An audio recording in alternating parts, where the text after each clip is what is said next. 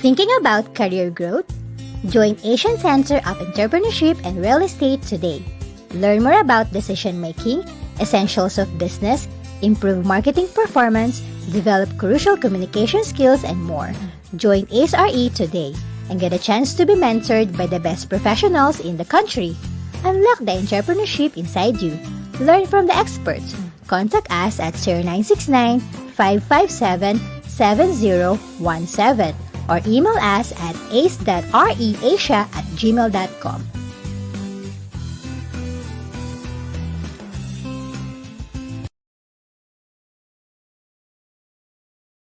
Let's all welcome our host, Dr. Eduardo Giong, MBA, JD, Ph.D., DPA, DBA.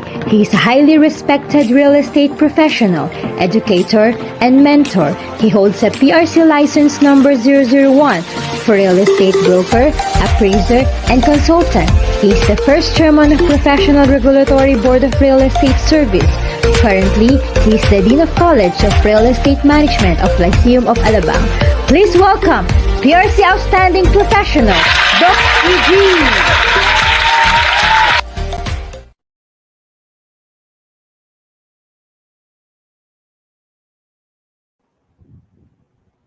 Yes, good morning, real estate. Welcome to our 147th episode, season 12 of each Doc EG Live, wherein we discuss issues and concerns about business and real estate.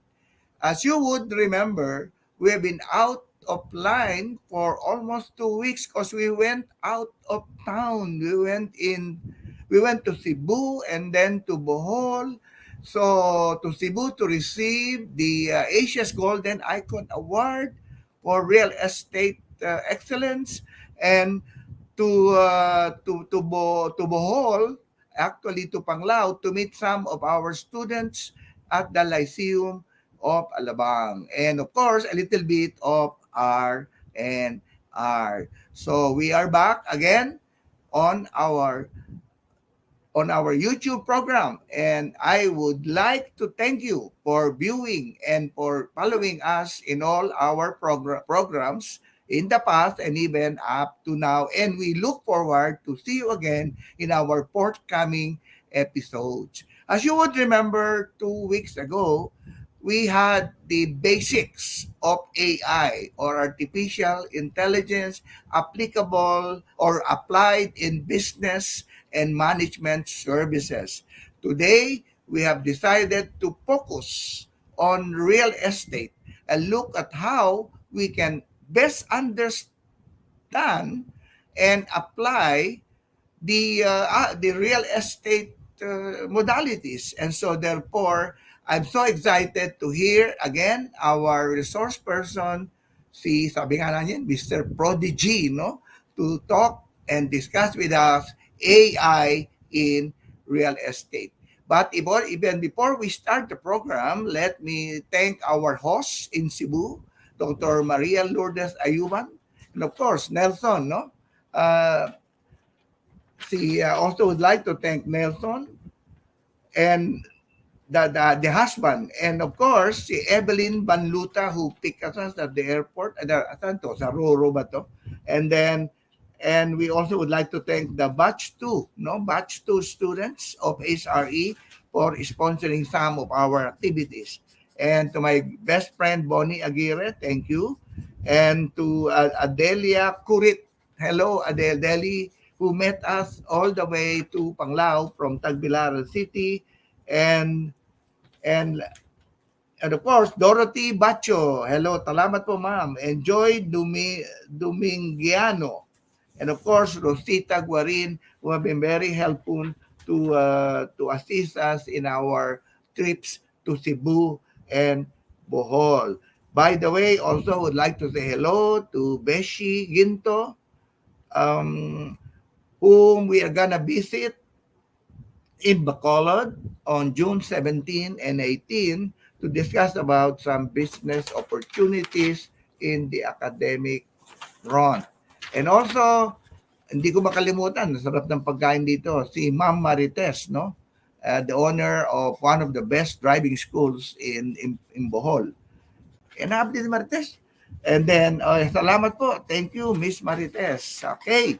So, all in all, we enjoyed our trip to, it's almost over a week, more than a week trip to Cebu and to Bohol when we went on site and look at some of the real estate developments happening in Bohol and in Cebu. Let me also thank a good friend, the Anthony Gerald Deuterio, si Tonton Deuterio, for really attending to us in some of our activities. By the way, I think Tonton is now in Bangkok, Thailand, for the Asian Summit, I think Asian Summit of Filipino Homes. And I look forward to see you again sometime when I get back on June 28, 29, 30, 1 and 2 to see June, no? And then July 1 and 2 to Cebu, where we're going to host the Philippine Federation of Real Estate Service Professionals is going to host the first PRBRES ASEAN Real Estate Summit, where we have invited a lot of luminaries, a lot of friends from government and industry and the real estate sector to talk about uh, real estate. And likewise, also we have invited a lot of practitioners from Singapore, from Indonesia, from Malaysia, from Thailand, from Vietnam, and a lot and the other Asian countries to that tell us and discuss with us the best practices in their respective countries. No, so now this is it. You are all invited to attend the first PRBRES Asian ASEAN actually Real Estate Summit. Thank you to my dear friend Madam Melinda Litt, who is the overall chairperson, overall chairman of the summit, together with our dear president, President Gigi Roa, who has always been there. I think Gigi will be in Cebu when on June 12, no, and June 13 to really fine tune the activities in Cebu. So for those who have not registered yet, please join us as we explore the ASEAN real estate environment on June 28, 29, and 30, and 1 and 2, where we'll also be showcasing a specific seminar on appraisal to be hosted by Dr. Sopon Pornachay. And I guess it's going to be a very good activity where it will be held at the waterfront hotel in Lahug, Cebu. So come and join us. No, also I would like to say hello to our dear chairman emeritus, si June Dulalia, Florentino S. Dulalia, who just celebrated his 50th wedding anniversary. Ay nako, talaga naman, sana maabot natin yon, ano?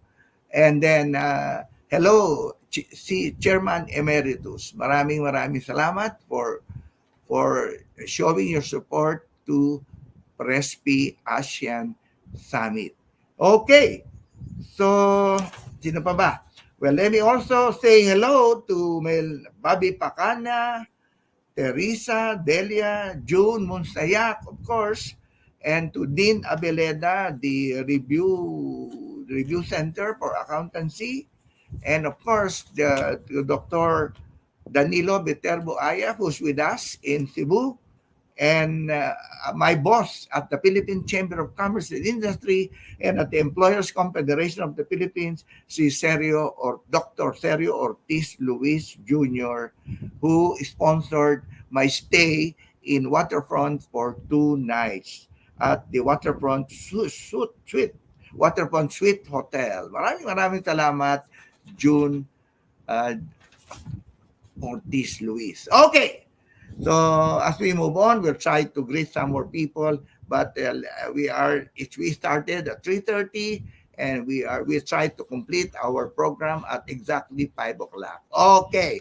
So now let's move on to the first segment of our episode 147, and that is the featured question of the week. Good morning, Doc EG. I am Estelita of Negros Occidental. I am a senior citizen. Oh my God, just like me. I find it hard to adjust to technology and internet applications. You know, we are learning, but I want to enroll in your BSREM online education program. What can I do or what should I do? I really want to become a broker, but I cannot take the licensure exam without BSREM. Please advise Doc EG. Thank you. You know, you are not the only senior citizen who confronted me.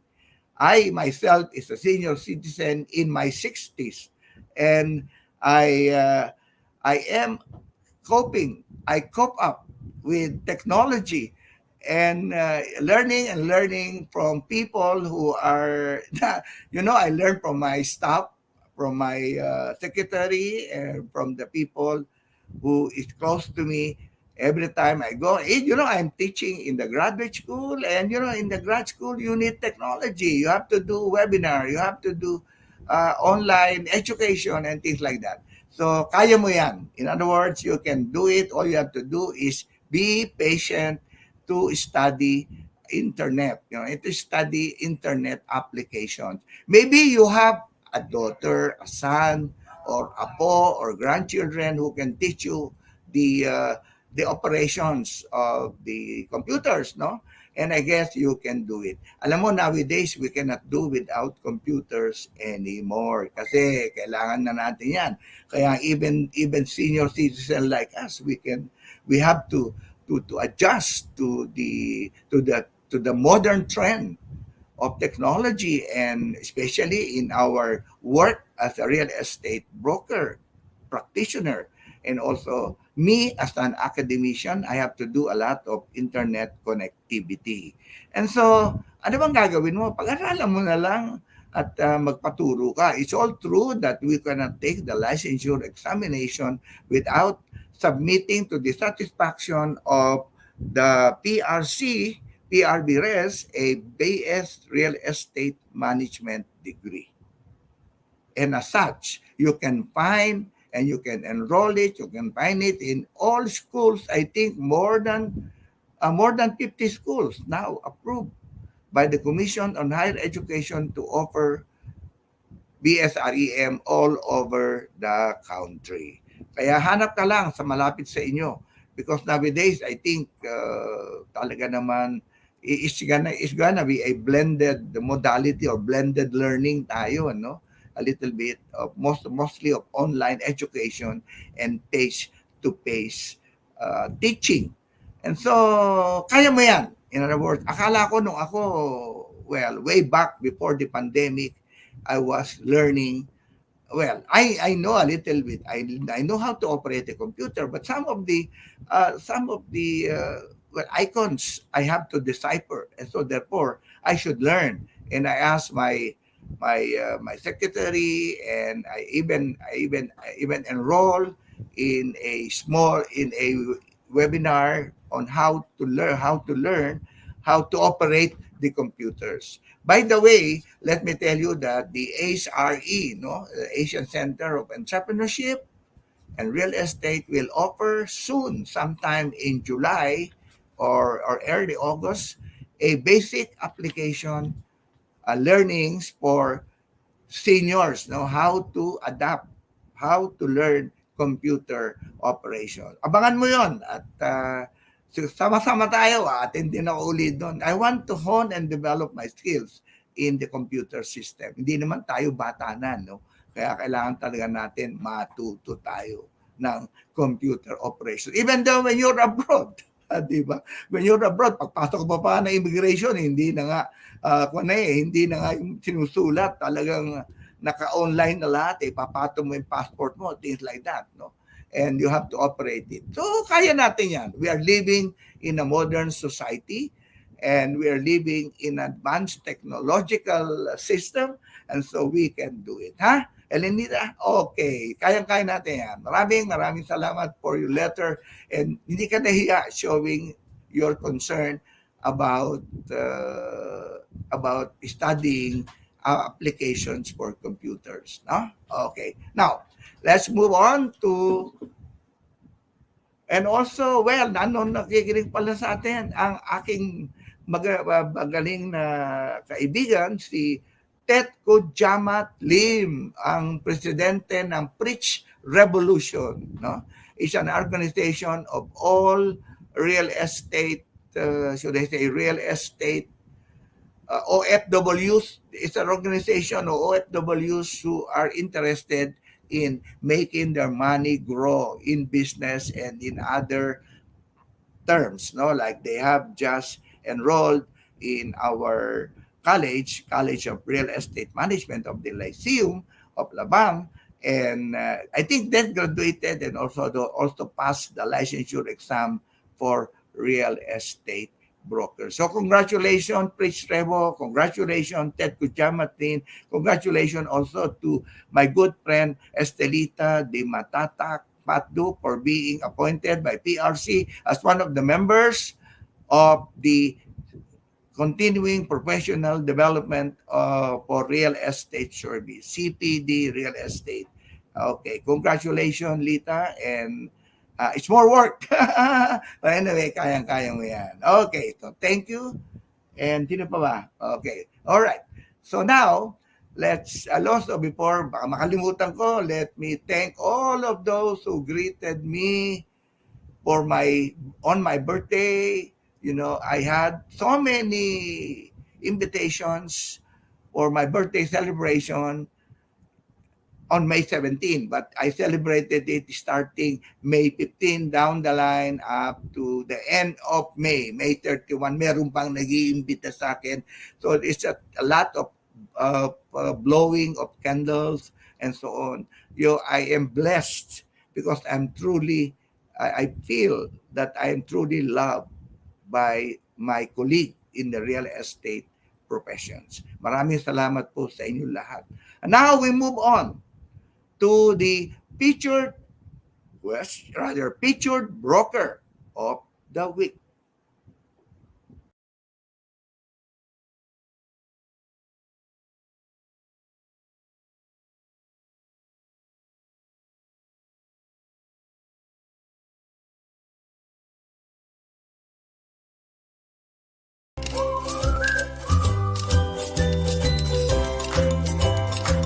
I started with real estate in 1994, so that would mean about almost 3 decades. What keeps me busy nowadays is doing title transfers of real estate properties, particularly estate tax settlements. During the last 2 years, when the government rolled out the amnesty program, I started receiving inquiries and subsequently requests for professional help, especially those associates living abroad and from close friends and relatives.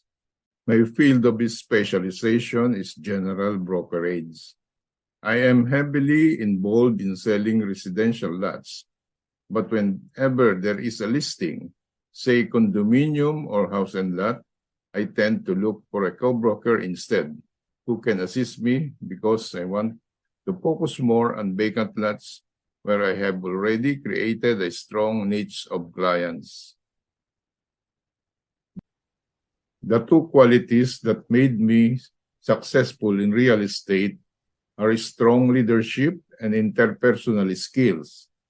It is the reason why my co-past presidents in PRBRES entrusted to me the formation of a local board, the Las Pinas City Real Estate Board, or LPCREB. Now I am proud that the local board which I chartered has received a recognition from PRBRES as outstanding local board for NCR. My formula for success is believing in the benefits of networking with co-brokers. Networking with fellow brokers has multiplied my time and eventually increased my sales production. Likewise, my friends in the industry grew as well.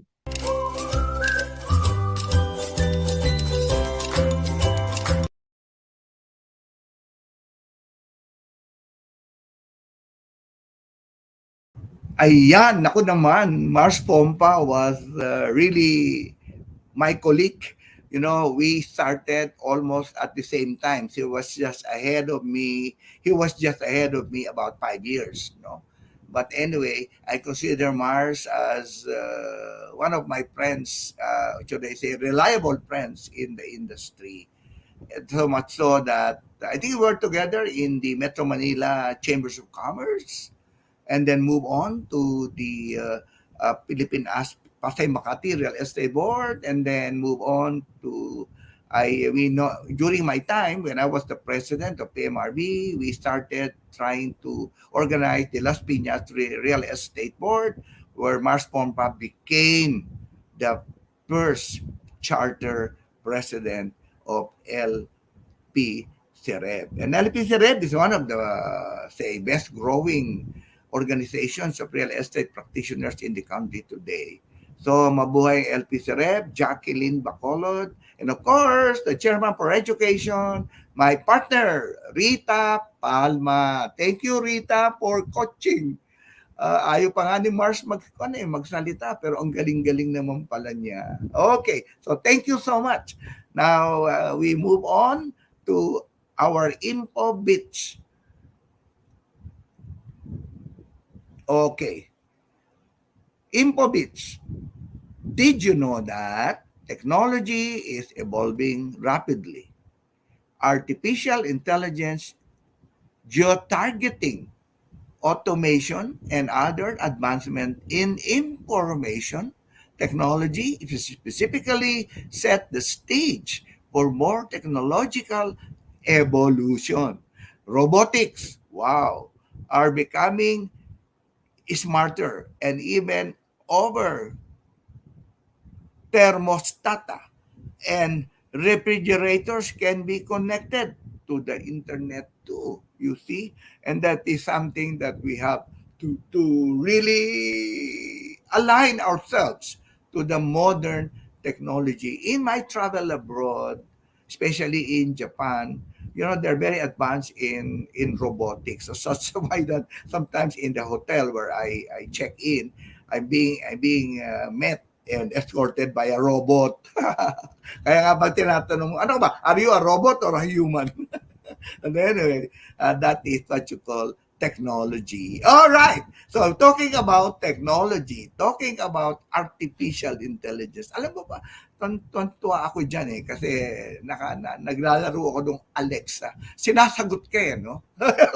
Kaya I love it. That's why it's more than fitting for me to introduce to you again our dear resource person who will talk about artificial intelligence based rather specifically in real estate management. So our topic today is understanding and applying or application of AI in real estate industry. AI has come of age. AI is here with us. We cannot really avoid dealing with or meeting AI kahit na no matter what.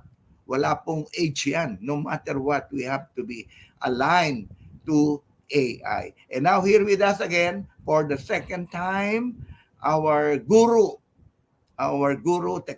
guru, AI guru, none other than Richard Prodigalidad. I call him Mr. Prodigy. Hello. Sir, good afternoon. Okay, good afternoon. Sabi na nga ba't dalawa lang siya Kailangan Prodigy na lang Nabubulol sa surname ko. Haba kasi. Prodigalidad. Ayan. Prodigal son. Okay. Okay. Anyway, alam mo, Richard, you're one of the icons in technology, in the applications of AI. And sabi ko nga sa aking mga, on last June 2, I was in Cebu to receive the Asian Golden Icon Award for Real Estate Excellence, no? And And napanggit ko sa kanila doon sa kung ano yung AI is now here with us. And we cannot escape AI, not only in real estate, but in all other industries, not only in the Philippines, but also worldwide. Di ba? And that's why sabi ko, naku si Richard, I would want to tap your services so that we can spread the gospel of AI in all of the industries where I'm going to line up to for us to have some discussion, no? Now, we talk about AI in real estate, di ba? Yes. We will be Okay. discussing more of that. Yeah. Later. Okay. So, thank you for accepting again my invitation to be our guest, a resource person today. Okay. So, you have something to present na, no? Yes, yes. I'll be presenting now. So I'll share Miss my Ellen screen. ba? I'll share my screen. Okay. Share screen. So wait. Okay. There you go. Oh, there you go. Can you see my screen? Doc, can you see my screen now? There you Ano go. ba ito? Ito ba yung screen mo? Can you see this beautiful Ayan, lady? ayan, ayan. Wow, beautiful lady. Sino ba yan? Yan. Ayan nga, i-introduce ko sa inyo. That's why. Sige. Okay, let's go. Okay, Okay, go. go. Ladies and gentlemen, allow me to introduce a remarkable individual who has dedicated his career to pushing the boundaries of innovation and transforming industries through the power of technology. Today, we have the privilege of hearing from Richard the Prodigy Prodigalidad, a renowned digital transformation consultant and a driving force in the field of artificial intelligence. But before I proceed, I would like to introduce myself. I am Lalaine, an AI assistant developed by Team Smart Prodigy, equipped with the latest advancements in natural language processing and machine learning. Today's event focuses on a topic that is of utmost importance in our rapidly evolving world. And who better to guide us through this fascinating exploration than Richard, our esteemed speaker discussing about the AI and career opportunities, navigating opportunities and challenges. His passion lies at the intersection of Web3, blockchain, AI, and design thinking. Today, we have the privilege of tapping into Richard's wealth of knowledge and expertise as he guides us through an engaging discussion on AI, its transformative impact on various industries, and the endless possibilities it presents for our careers and future endeavors. Thank you, and without further ado, let's give a warm virtual applause to Richard the Prodigy. Okay, so that's me. So virtual yon, virtual. So, okay, to start with, again, for those people who have not seen my part one, so I'll just give you a short backgrounder of what AI is. But for those people who have seen me presented, I wanna ask you for just at least 30 to 45 minutes time to pay attention, because the topic will be more on the focusing on the real estate, but drilling down to the applications, and fortunately I was able to craft a certain demonstration on how AI is being applied in the real estate industry. And then, as I mentioned, that 20% technology, 80% creativity. So that's what you need. So you don't need a lot of the technicalities. I'll take care of it, but the creativity needs to be there.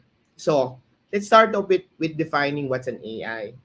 So for some people, you might be thinking AI is something na high tech, or AI is something na mahirap intindihin, or AI is being discussed all over Silicon Valley.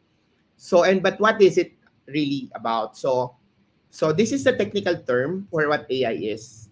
AI stands for artificial intelligence, which is actually an ability for a machine to perform the task required by human intelligence: learning, problem solving, decision making, and language understanding. So it's really like long time ago, may mga Terminator, yung napapanood natin long time ago about Matrix and those kind of things. Robotics, AI, yung kay Will Smith. Before, it was just an imagination. But as we speak right now, that is really what's happening. You can now have your own AI in the palm of your hands. And you're missing so much opportunity without really going, if you will not understand or you will not deep dive on this AI thing, especially in the real estate industry. Technically, AI is achieved through development and using of algorithms, computer programs that can process large amount of data. So we thought that before the AI will be coming here at sometime 2025, but because of the pandemic, the data has been consolidated, and the data and the algorithm has been so matured that even Elon Musk is saying that by 2025, AI will be smarter than humans. And later on, I will show you some demonstration and see again from 20% technology, 80% creativity on what AI can do. So that you can be able to really apply it to your organization. Again, my name is Richard. So the first characteristic of an AI is what we call the natural language processing. That means that it enables business to identify and for enables the AI to identify the needs of your business, automate it, and create different kinds of variation in solving problems. So when you talk about in layman, natural language processing platform, that means that as you talk, for example, if I'm a robot, Lane, the AI that I mentioned, it's not actually real. That's full AI. And even the way she talks, the way her content is being created is made out of my own imagination. So now, given with that, when you talk about natural language processing in the real estate world, imagine if you have a robot that can communicate based on your language. A robot that can be able to see the world in different perspective. It can be a broker, it can be an agent, it can be a student, it become a consultant, it became a teacher. It can become a teacher without actually trying to push so hard in training them. Diba? Manually, you have to train people. Natural language processing is that as you communicate with him, he's trying to understand naturally who are you, what are you doing, and where are you coming from. That's what's happening with natural language processing. So if you have, let's say, a robot that can be just like you, that thinks like you, or design the robots to be better than you, then imagine what the world would look like. That every real estate broker has their own AI robot. I will show you a simple demonstration on how I use GPT to actually for you to better understand the natural language processing. So I'll show you a video. So this is the GPT. I'm saying that I'm a real estate broker, and then I will be selling high properties, property lots or something. Please tell me where to sell my properties in the Philippines. So he will process it based on data, and then he will tell me where to sell my properties. Of course, proper prompting and proper engineering makes your AI a smarter robot. So again, this is the difference. If you look at it, sorry. So if you look at that presentation, sorry. Yeah, waiting. So if you look at that, I'll just pause it. I'll just pause it now for you to be able to see it. So if you look at it, the difference between a Google engine than an AI engine is that in Google, the moment you ask questions, they will provide you answers based on the data that they have. But the AI engine or the robot does not only gather those data, but he synthesizes it and provide you answers that is relevant to what you need with the proper prompting or engineering. So I'll continue. So Batangas, blah, blah, blah. And then I'll carry on a secondary question. Who is the target market in, let's say, Metro Manila? Because I wanted to streamline my selling in Metro Manila o marketing ko sa Metro Manila. So here are some targets mo. Property expatriates, upwardly mobile individuals and families. So the AI is giving you based on facts. Based on facts, and if you want to refine it, he can be able to even give you based on the kind of salary that these people have, because he is extracting data also from other areas. So can you be specific based on facts we're in Metro Manila? So based on market trends, he will now be very specific on where to actually do your marketing. He will be able to give you certain answers in which you can refine it later on. So what does this mean? In the real estate world, how much time do you spend in doing marketing research?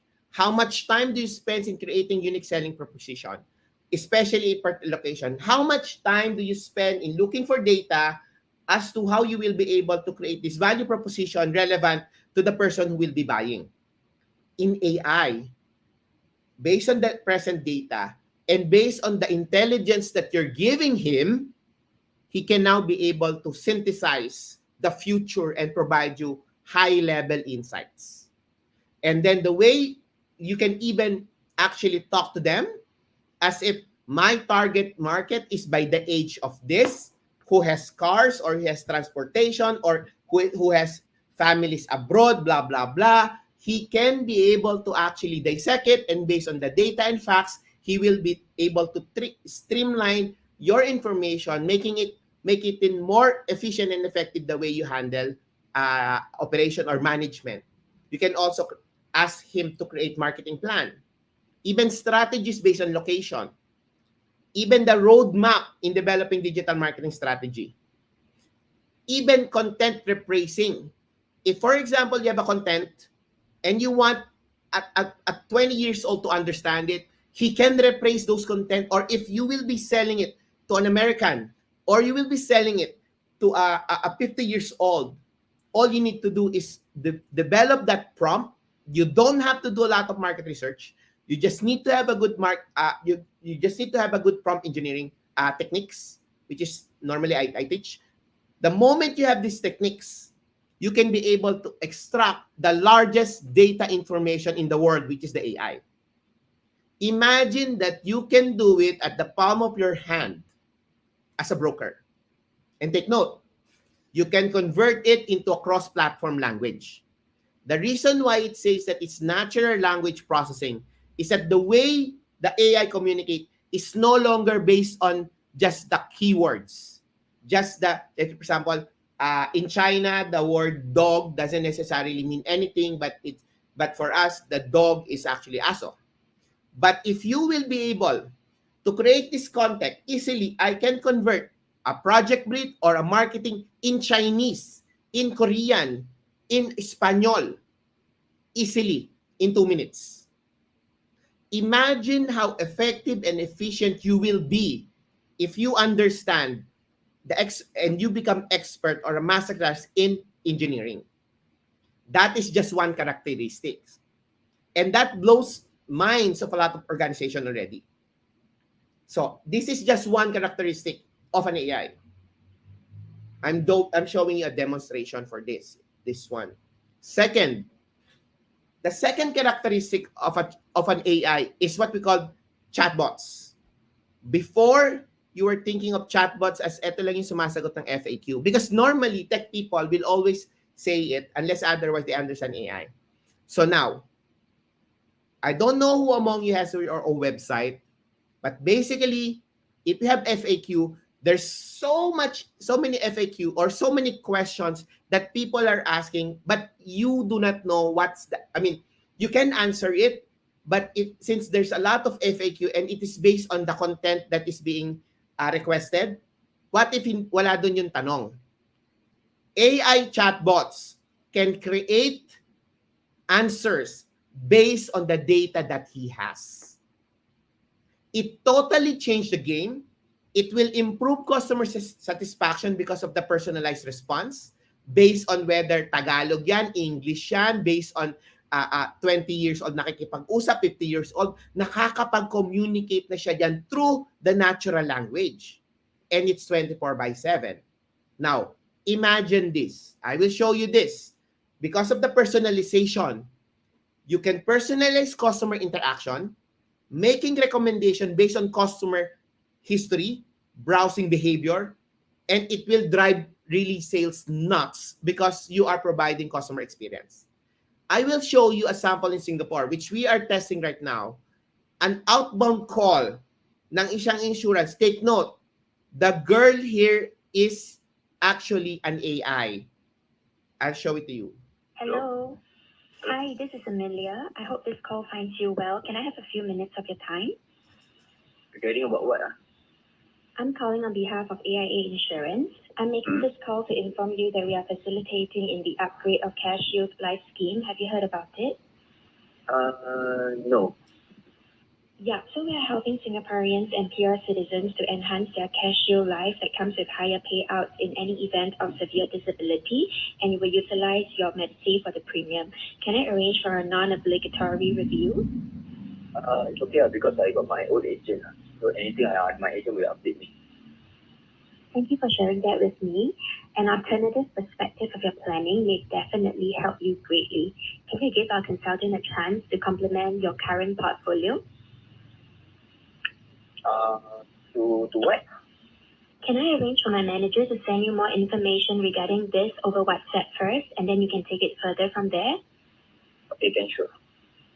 May I know how do I address you? Try it. Okay, that's great. Thank you so much for your time and patience. Our consultant will contact you via WhatsApp. Bye.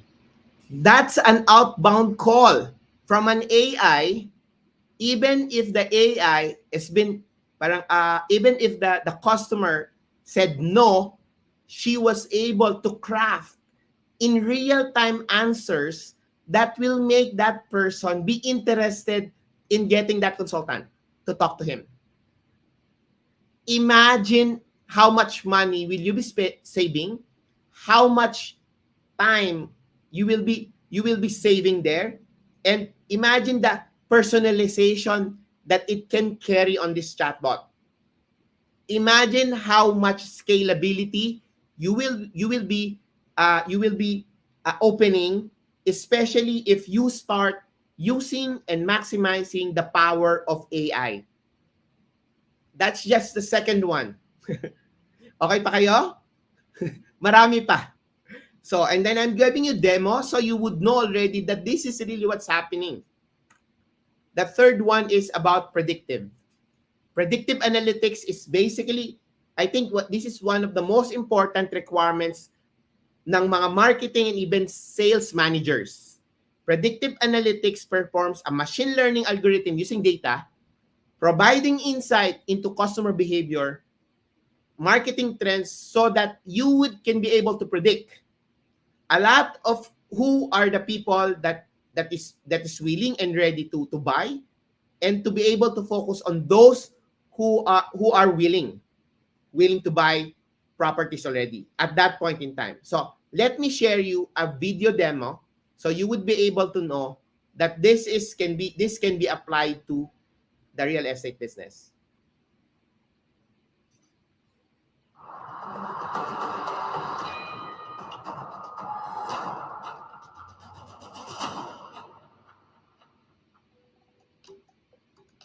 Hey, and welcome to our brand new series in which we're going to get you up to speed on artificial intelligence for marketing and growth. Predictive analytics is a form of data mining that uses machine learning and statistical modeling to predict the future based on historical data. Applications in action today are all around us already. For example, banks have been using predictive modeling to approve or decline your credit cards and personal loans. But it's not only that. It's also used for weather forecasting, recommendation engines, spam filtering, and fraud detection. So why should marketeers care? Imagine if you could not only determine whether a lead is a good fit for your product, but also which are the most promising. This will allow you to focus your team efforts on leads with the highest ROI. And this will also imply growing from quantity of metrics to quality of metrics, which leads to focus more time on. A financial services provider can use thousands of data points created by your online behavior to decide which credit card to offer you and when. A fashion retailer, based on the jacket you just bought, can use your data to decide which shoes to recommend as your next purchase, based on historical behavior that other customers have had in the past. But the implications are much bigger than that. Retailers can predict demand and therefore make sure they have the right level of stock for each of their products. Every time we type a search query into Google, Facebook, or Amazon, we're feeding data into the machine, growing ever more intelligent. To leverage the potential of artificial intelligence and predictive analytics, there are 4 elements that organizations need to put in place. First of all, you need to ask the right questions. Which questions am I trying to ask with my predictive analytics? Which metrics am I trying to forecast? Which future behavior am I trying to predict? You need a sound hypothesis to actually test. The second one is having the right data. We've come a long way in terms of data availability. It's been said that 90% of all of the world's data has been generated in the last 2 years. But we still do need complete and clean data sets to arrive at plausible conclusions. It's important for you to figure out what data is available to you and whether it will be sufficient to answer your questions convincingly. Third of all, we need the right technology, whether or not a particular software is right for the problem you're trying to solve. And finally, it's the right people. Without the right people, it's impossible to pose the right questions. Let's look at staff retention at IBM. IBM is using predictive analytics to retain its employees and come up with possible solutions to forego higher turnover. By uploading a structured data file, Watson can spot the common factors in employee dissatisfaction. This then feeds into a quality score for each employee based on their predicted likelihood of leaving IBM. This is what we call people analytics. Next, let's look at supply chain optimization at Walmart. Walmart takes data instantaneously from its system and incorporates it within its forecast to assess which products are likely to go out of stock and which have actually underperformed. Combined with behavioral data from its customers online, this provides a huge amount of data points to help Walmart prepare for increased or decreased product demand. Forecasting this allows Walmart to personalize its online presence, targeting customers with specific products based on their predicted likelihood of making a purchase. We'll go into more depth on predictive analytics. Okay, what does this mean? This means for real estate or brokers or companies who will be venturing into AI, creating your own website and creating this integrated chatbots will enable your organization to be more efficient and effectivity, because the data that is being gathered is being consolidated and you are now creating a refined data which you will be using for the future. So yung mga needs nila, for example, kaya nga that's why, number one, what's the right question? Because most of us, we give them information, but we do not ask them. Now the question is that what kind of question is needed by the machine? Because there's already facts that the machine already knows.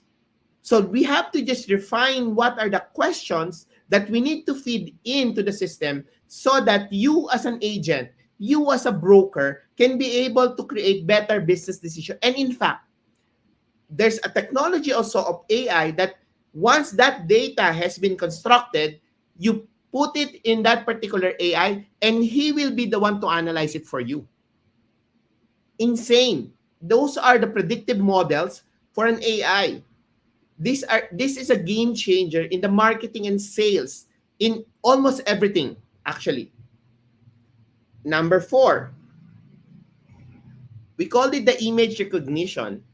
The image recognition characteristic of an AI is a platform that uses machine learning to analyze and categorize images, enabling business to automate tasks, which is I will be showing to you. Okay, Doc, I created a very special demonstration for a real estate mga brokers. I'll show it to you. But this is a very typical case that it will change the world. It will change the way you think and the cost to create this kind of demos or this kind of presentation. So let me share you this thing. Normally, we present products or we wanted to awe our client based on pictures. But taking pictures is not enough. You should be able to articulate it based on content and based on how you say it. And that's a problem most of the time by real estate or the sales agent, because some of them, if they don't have a lot of, they don't have the right vocabularies, hindi mag-fit siya. Now, I will show you an AI recognition tool. I use this AI recognition tool to be able to identify what is really inside on that particular picture. So I show you a demo. I use Astica for this. So this is actually an AI that describes images. Vision, we call it the Vision AI. It generates a descriptive audio in real time using an AI imaging services. So I will show you a demo on this. So watch. So all I need to do is take a picture of that property, and let's say this is a house. I'll put in a house, then I will use an AI to describe if there's age, if there's gender, blah, blah, blah. Sasabihin ko kung ano. So then he will process me this image. And look, it even shows the back of a red car. Even if the car is half lang siya, ha? And then from there, i-define niya, look at the car, ha? Nandun sa kaliwa. He can be able to actually, using an AI, explain what the picture is all about. Imagine for demos. Imagine if you synthesize this and create this kind of content, and a serene content, a high-level content, then it looks professional because you're explaining, see, the image shows, for example, this image, this property is a large-story house with a balcony and a parking lot in front. The house is made up of brick, explaining it explicitly using an AI. I did it for 3 minutes. Imagine if using a property imaging services. I do teaching on this, the detailing of this property. So basically the tagging, etc. So now that's the fourth one. But this is the last one, which is you have to be able to look into, kasi this is important. Now, the fifth one is the characteristic right now that is happening right now is the speech recognition, wherein the voice can now be recognized and converted into text, transcribing and analyzing and putting it as a data so they can be able to even synthesize the content. Microsoft Teams will be launching a technology, that the Microsoft Teams, that when you do a minutes of the meetings, he will convert the words, the speech into voice, the voice into text, and come up with the minutes of the meeting, and he can send it to different parts of the world, different languages, highlighting the points and who discussed this, and even scheduling. Using that speech recognition, coupled with a workflow automation, you will change the game as how the minutes are being done.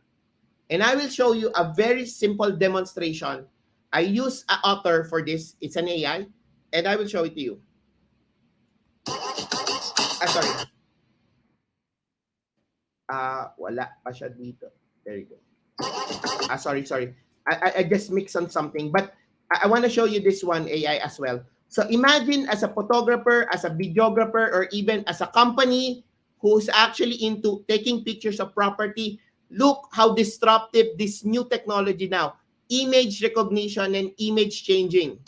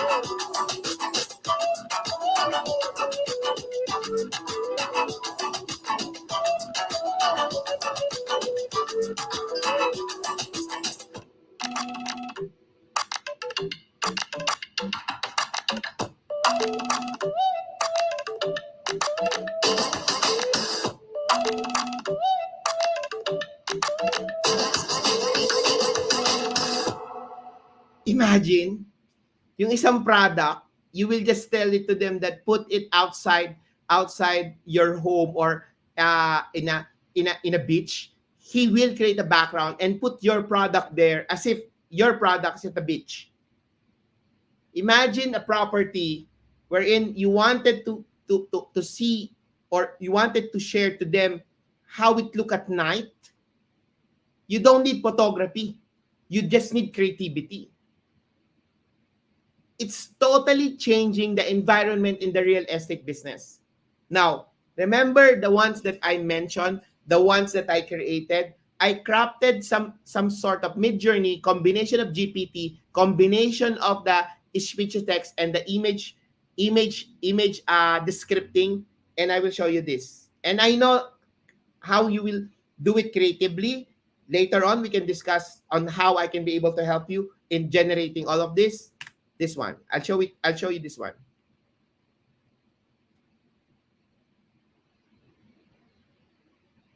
Welcome to this exquisite property nestled in the heart of Tagaytay City, where luxury and natural beauty blend harmoniously. Step into a captivating world where your dreams of a lavish lifestyle come to life. As you embark on a virtual tour, be prepared to be mesmerized by the grandeur of this two-story masterpiece. A vision of elegance, the house stands tall, painted in a pristine white hue that exudes sophistication. Its brown roof adds a touch of warmth.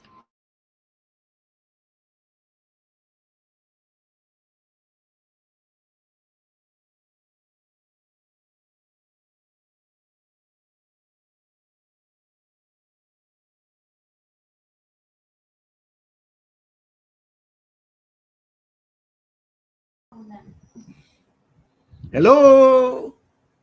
I think we lost connection. Hello?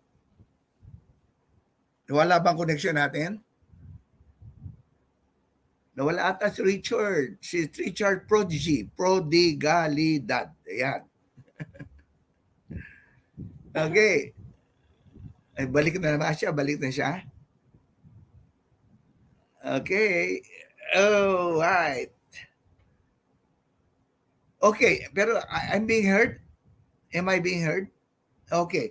So while we are waiting for Richard to reconnect, I've received a lot of questions and greetings. Specifically, allow me to greet my good friend, my consultant, Nestor Palabia, the former chair, the former director general of the Philippine Trade Training Center of the Department of Trade and Industry. Hi, Nestor, Sir Nestor. And also like to say happy birthday to Dr. Josephine Enobal, who celebrated her birthday end of May. And Tony Amores on Hello, June Dr. 4. Jeremy. Hi, Tony. Yung bio ko, happy birthday. Okay, tuloy mo na. Sige. Alright, andyan na. Sorry, Okay. when ang hindi ko kaya yung electricity, nag-brown out eh. Sorry. Talaga. Kaya wala ka pa, nagbabati Okay, muna ako. Okay, sige. Oh, okay. Let me Go share ahead. my screen. Wait lang. Sorry. Okay, share screen. Nanonood sa atin. And we can market it. Yan. Share ko lang. Sorry. Present ko lang.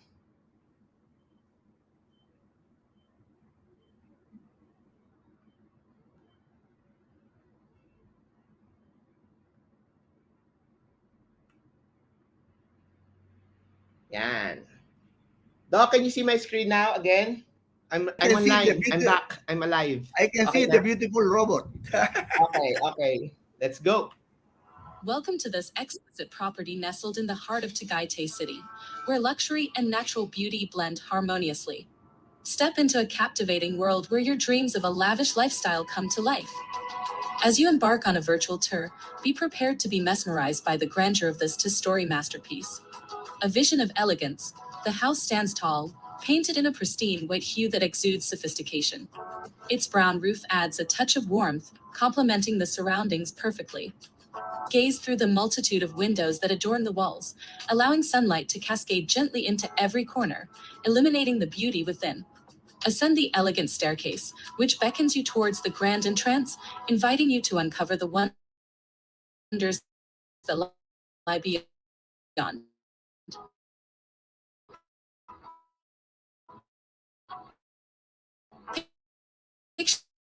Picture yourself in the breathtaking views of the pool, an oasis of azure serenity. Nestled amidst a carpet of vibrant green grass, the pool becomes a focal point, enticing you to dive into its cool waters. Tall, majestic palm trees sway gently, casting shadows that dance gracefully along the water's edge, creating an idyllic retreat. As you explore further, your senses are delighted by the captivating sight of more palm trees gracing the landscape. Their slender trunks reaching for the sky, their fronds swaying in rhythm with the gentle breeze, transporting you to a tropical paradise within your own backyard. Prepare to be captivated by the allure of this beautiful home, a testament to refined living and elegance. Allow yourself to be swept away by the charm and tranquility that surround you, for this is more than just a property. It's a sanctuary that offers a lifestyle of luxury and tranquility. Now, let us embark on a virtual journey, where every corner reveals a new facet of this exquisite property, and let your imagination soar as you envision the life you've always dreamed of. Imagine. I don't even know how to craft that sentence. I'm not in the property space, but I use different AI, was able to define it, convert it into profession. Let's imagine that if there will be different pictures and there will be movements. I did it for 30 minutes. So that you can be able to see how powerful AI could have been if you start using it and you can start training or mastering the art of how and what to learn in this new environment with AI. Imagine this. So again, sabi ko nga sa inyo, 20% technology, 80% creativity. So, and this is where you can also use AI in the real estate, in the banking, in the travel, food tech, blah, blah, blah. You can get information from there. Now, as a business, you will be needing these particular cases: customer experience, supply chain, human resource, predictive analytics, etc., etc. And there's so many AI right now that is out there, but you need to know what do you really want to do. And that's why we come in and prepare you for the future of this innovation. So those are the 5 elements characterizing what the AI can do today. I have given you demonstration, and that's not a very technical thing to do. It's not hard even, but you need to know the right information and the right knowledge to be able to execute it properly. Now, to go further, let's do a jump start on the facts. So just so you know, Google said that AI would be more transformative to humans than electricity and fire. Investments are really being pouring out in Silicon Valley. FBI are using machine learning and AI.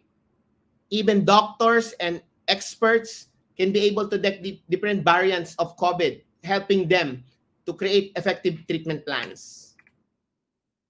As I mentioned, 2020, Elon Musk predicted that by 2025, humans, AI, would be smarter or overtake humans and grow more intelligent. You will increase your productivity by 40%.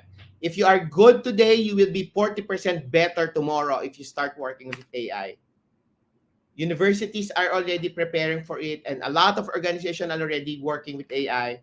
Banks are banks using it for revenue generation, risk management. Now, the question is that what's in the real estate space? What is now being disrupted? Because based on what I'm seeing right now, championing real estate or being in the forefront of AI when it comes to real estate, it's already a must. So, how AI be used in real estate? So, AI can be used in enhancing real estate marketing. I've shown you the characteristic: predictive analytics, video, descriptive.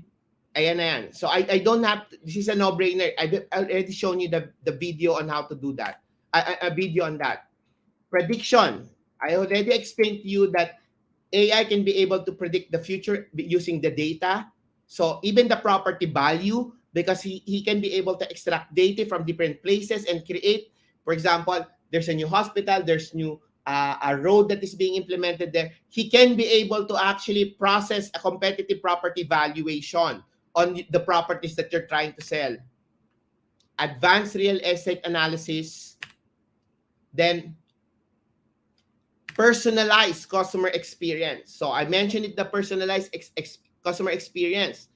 There's a reason behind naming artificial intelligence, and it's intelligent enough to cater your preference for AI in real estate management. O, di ba? Although the property search engine filters the property based on your inputted parameters, they're never quite effective enough. AI gives an edge over traditional home searching processes by giving a more personalized customer experience. And lastly, AI can be used for property management. Example, automated HVAC operations, energy savings, parang energy savings and attention of property owners as investors, brokers, and even tenants can be able to be applied there. So in conclusion, so how do we move forward? So number one is that after everything that you have heard, processing this requires a couple of adjustment, training, and because you cannot create a roadmap, you cannot create a strategy if you lack knowledge as to where would the future will go as far as real estate is concerned. So you need to be knowledgeable. So to identify the key challenges today and the future. And so that you can choose the right tools. Because there's so many AI already. The question is that what is the challenge so that you can define so we can define what are the tools that is available in the market, so we can choose the ones that best address your needs. And third is collaboration. Engage with experts, providers, and other stakeholders for the successful implementation of AI. You cannot do it alone, or you will tell me, tuturuan ko na lang to, siya na lang. No, you cannot do that. Because the basis of the growth of the AI and the Web3 is based on collaboration. A salesperson can be 40 times better, but a salesperson cannot be a strategist for artificial intelligence. That's why you need a facilitator, or you need somebody that can be able to actually develop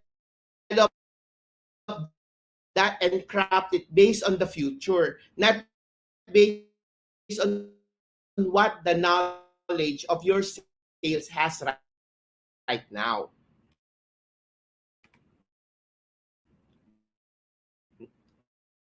I mean,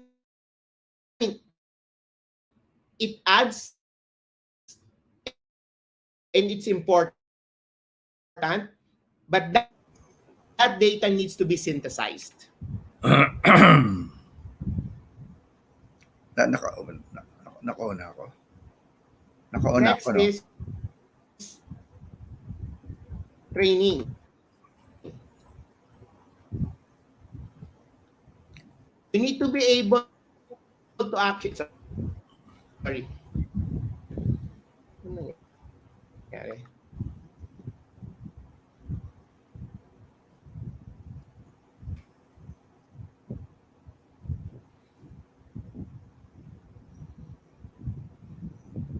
Choppy-choppy, no?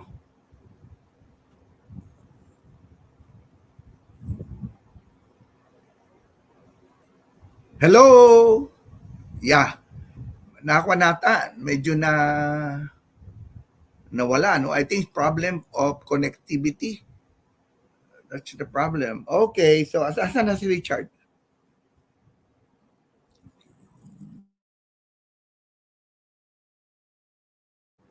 Nagpakita na, hindi.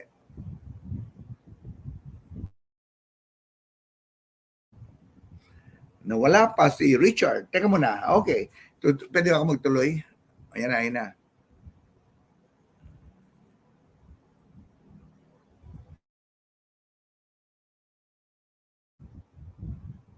Ano yung aking,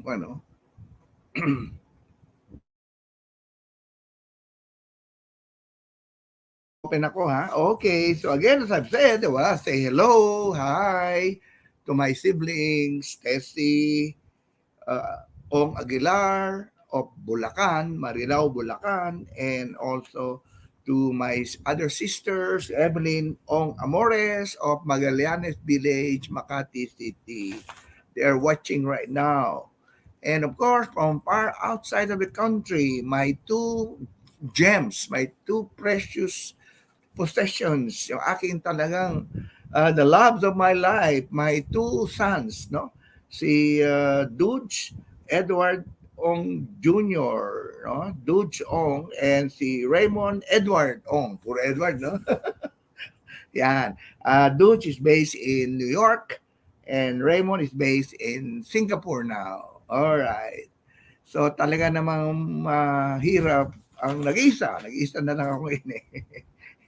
And also, I want to say hello likewise to Arnie, si Assessor Arnie Assessor Arnie of Mandawi Assessor, no? Ano ba update na Arnie? And to my good friend Hilly Escudero and Dalita Mausisa, the better half. And say hello to our staff in Lyceum, Pauline, Yachi, and to our beautiful registrar, Ana Alega, and to our BPAA of HRE, Doc Kalayag, Noni Kalayag, Lodi, and of course, my, the father is a very good friend of mine, si Doc Vivian Ko of ICCT College, and Jade Kimoy, Angeles Kimoy, the coordinator of Lyceum of Alabang. And Ann Villarreal, of course, the chairperson of BSREM and the coordinator of Academio. Yan. Si Presidente ng Polytechnic University of the Philippines. Hello to Manuel Bong Muhi, a very fine gentleman. And also Dr. Cindy Soliman. I'm very proud of Cindy. Cindy was my former student at the graduate school of the PUP. And now look at her. She's already the dean of the graduate school of PUP. I'm proud of you, Cindy. Keep up the good work. And let me say hello also to my good friend Moby Arquista and wife Dailin. No, Dailin Arquista, who invited us tomorrow to go to her project in my new life project in Bulacan, Bulacan. I think we'll be there, no? We'll be there in Bulacan for lunch with you. And again, I would like to also see Marie Arnie Conchina, no? Tama ba? Assessor of Mandaue City, and going to join us as a faculty professor in the HRE lineup of the BSREM at the Lyceum of Alabang. Yes. And I would like to take this time, pasok na ba siya? Wala pa. Would like to take this time, this opportunity to congratulate the 500 or so successful examinees for the licensure examination of a PRC for real estate brokers. And also, especially the top-notchers, si Bero, I think, no? The top one. And listahan ng mga top-notchers. And also, congratulations to you and to on Sunday, in our school at the Lyceum, we will have our testimonial. We'll have our testimonial on Sunday for the successful examinee. Ayan, no? Yung top-notchers natin sa Lyceum of Alabang, headed by Gian Carlo Bero. Ayan, and the rest. So we are proud to say that we have produced 1, 2, 3, 4, 5, 6, 7, 8, 9, 10. We have produced 10 top notchers in the April 16 licensure examination. So for those who would love to take the licensure exam and you need BS Real Estate Management, come to us, no, at the Lyceum of Alabang, especially the HRE service provider. Okay. So, ano pa? Wala pa ba siya? Yan, dito na ako, Doc. Sorry. Oh, yeah. Yeah.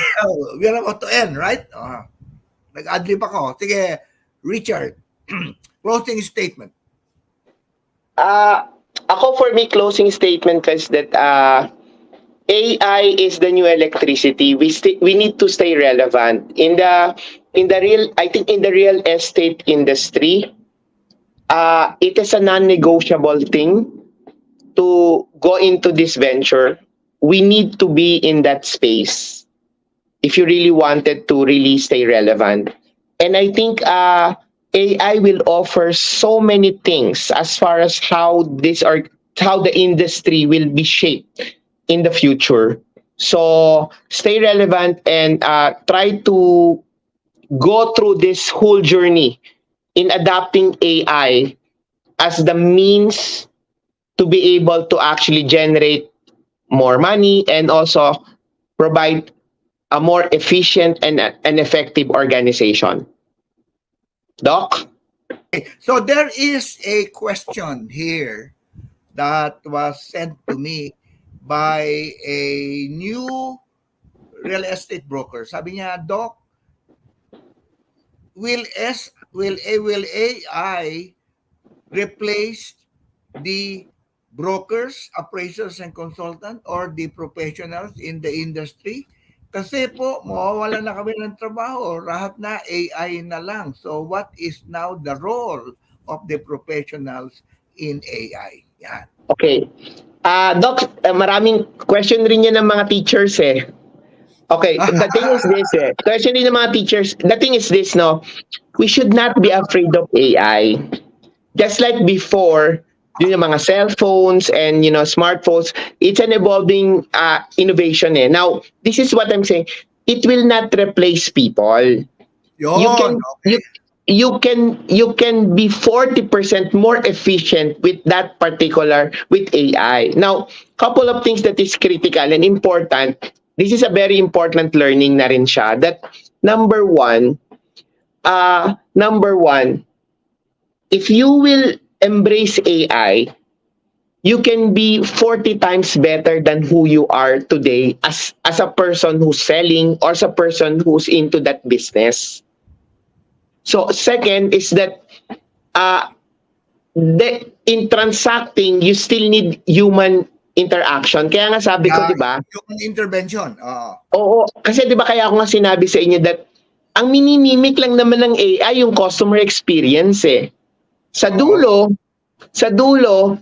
if you can be able to have the perfect AI with a perfect, for example, customer experience, then you can do more things.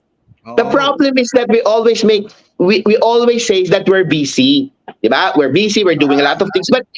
But how about redefining that fear by what are the new opportunities that I can also go into more than just selling. I mean, you will be selling, but you will be selling efficiently. So what will you do with the other time, mga time mo, mga oras mo? They do better things, learn, study more, make yourself relevant, and then understand what's the future. Para at least may oras ka na para maging relevant ka dun sa industry na pinapasukan mo. Kasi Doc, one more thing eh. You look at the architects. The architects, they started this, di ba? Before they are using the drawing table. And those drawing table, nung unang panahon, may mga T-square, gumagawa kang ganon, you draw it. That's innovation. Oh, that's innovation already, innovation. But when AutoCAD came in, then that's an innovation. Now, did you know that did you know that AutoCAD now has his own AI? Using a Yes. prompt engineering, sasabihin mo lang sa kanya, create me a 2-story building in the heart of blah, blah, blah, and then with the size of this, blah, blah, blah. Doc, hindi niya na kailangan i-drawing. The Yeah, it will AI help. will draw it for him. Talaga. Galing, So, ano? ibig sabihin nun, sabi ko nga, Doc, 80% technicalities, 20% technicalities, 80% creativity. Stay relevant. You So cannot it will, kaya huwag silang Yeah, go ahead. matakot. Huwag silang matakot. It will augment pa and Yeah. and develop, di ba? The At real saka, Doc, industry. ano siya eh, if you don't ride the lightning, or yung sinasabi nila, if you will not be able to surf in the AI world, you will drown. Hindi ka makaka-survive eh. Just like any other businesses eh. So what we have to stay relevant, and to be able to be relevant, and that's why you're here, no? Because you wanted to be relevant. We have to stay relevant. So it's important that alisin yung fear, wei chi ang tawag ko dyan, convert it into opportunity. If you Okay. learn, what can you do more afterwards, di ba? So it will save time for you. While you're doing an 8-hour work, it could probably be reduced to 1/2. And the other Yes. half you can devote to other productive endeavors. No? Exactly. Yeah. Doon natin titingnan. Huwag natin tingnan siya as kalaban. Tingnan natin siya as the way for us to have a better lives. Ganon siya. Yes. Ang ganda yan. And I'm sure that, I have heard people talking about AIs in our real estate organizations, and they seem to be very interested in looking deeper into AI. That is why I said to myself, with the help of Richard Prodigalidad or Mr. Prodigy, we will be able to do it. Kaya I will be very busy, Richard, in the coming months, in the coming days, so that we can develop some sort of a website or a Actually, help we can do for the real estate professionals and Yeah. the industry, the developers. Kailangan yan, no? yeah. Doc, siguro, ang i-add ko lang dyan is that, the first thing that they need to know is that they need to assess, and pwede tayo yan eh. We can come in to assess first what are the key challenges that you have, so we can be able to provide the right tools. Kasi yun eh, what are the resources you have, how much is the budget that you are actually operating, and who are the people that works with you. Then from there, we process it and then come up with a technology that will fit to your organization. Hindi pwedeng bara-bara eh. Kailangan kasi merong talagang phases or stages in developing your organization to be ready for the future. Okay? So, kailangan talaga natin is to be able to look at the present needs, no, and demands of the particular company. Yes. How AI can help them solve the problem, not only in terms of effectivity, efficiency, Sales man yan, operations man yan, ganon, database man yan. Hindi natin alam, Doc eh. Malalaman natin yan the more na dinisect natin sila. Ganon talaga eh. So that's why, Richard, I've been receiving a lot of calls now. Kaya tayong dalawa will be very busy touring around the different national organizations talking about or spreading the gospel of AI. Hopefully, we'll be able to help and we can make a difference, not only necessarily, of course, some income, but the thing is more on advocacy on how AI can affect their businesses and their daily lives as well. Di ba? Okay, Yes. with that, thank you so much. Meron tayong certificate again for... Dami na yan Dami na, no? Di ba?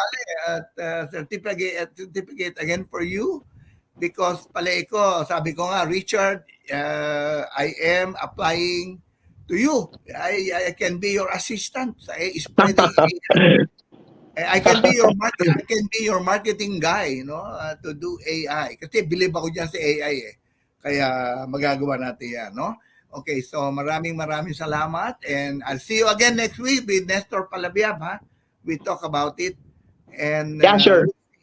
we'll see. I think before the year end, we'll have something cooking already. And be Okay. prepared to travel, huh? Travel all over the Philippines. And hopefully, if I am able to make it, we'll travel abroad. Okay? Sure. Okay, Doc. Thank you so much, Richard Prodigalidad, Mr. Prodigy. Thank Thank you. you. Thank you. Thank you. Salamat. Okay. So now we've learned a lot from Richard Prodigalidad. Tama na, no? Richard Prodigalidad or Mr. Prodigy ang tawag namin doon. Kaya alam mo, nung madinig ko siya when he spoke in our seminar face-to-face at the Philippine Chamber of Commerce and Industry, in my committee on education, I was impressed by his presentation and said, why will I not cascade this to my medium? In other words, to where I am. That's why I have invited them. I have invited him to guest in my program. And hopefully I'll get you invited by the other organizations in business, in management, in operations, in marketing, and in human resource development, and in any other venue that we can think about. And even in my academic setting, no, in my academic connection, we will try to do. So we will spread the gospel. We spread the wisdom of artificial intelligence. Okay, so happy naman ako, no? And that is what it should be, artificial intelligence in business. Okay, to continue, to wrap up our episode 147, we now move on to the acknowledgement. Okay? Okay, so again and again, I'm using that. You see that, no? Kate Dalaga Garcia. See? Yung kanyang, balik mo, susunod, Portier. Ayan, placenta. That is an anti-aging stem cell ultimate healthcare. That is Portier, I think imported from Singapore at ayan, but I'm using that and that keeps you young. Okay? All right. Also for the black water MP living powder by Dr. Lulu. Doc Lulu, no? And alam mo, ginagamit po din namin yan. So our water now is black but it has a lot of supplement infused with fulvic and minerals as well as SBO, soil-based organism, probiotics, no? Both USDA organic certified. So take black water MP. Okay. Now, again, like to invite you to visit our website in the Asian Center of Entrepreneurship and Real Estate, offering master's degree in business administration in coordination, in collaboration with the AMA OED, no? The AMA University online education system. Contact us anytime. Thank you. Then, again, please attend. You are cordially invited to be with us on June 29 to July 1. But prior to that, on the 28th, I think there's going to be a seminar, a face-to-face seminar at the Waterfront Hotel on appraising specific projects, no? So by Dr. Supon Pornachea, the guru of real estate appraisal in Thailand. Kaya attend tayo dyan. Maganda yan. Marami tayong matututo dyan. Okay, again and again, please, if you wish to enroll, BSREM, join us at the Asian Center of Entrepreneurship in partnership with Lyceum of Alabang, offering blendplex learning modality. Okay, now, all right. So now we now move on to the last segment, and that is the quote of the week, economics.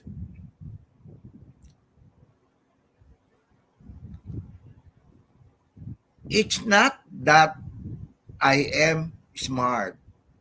It's just that I stay with problems longer. Yan, ha?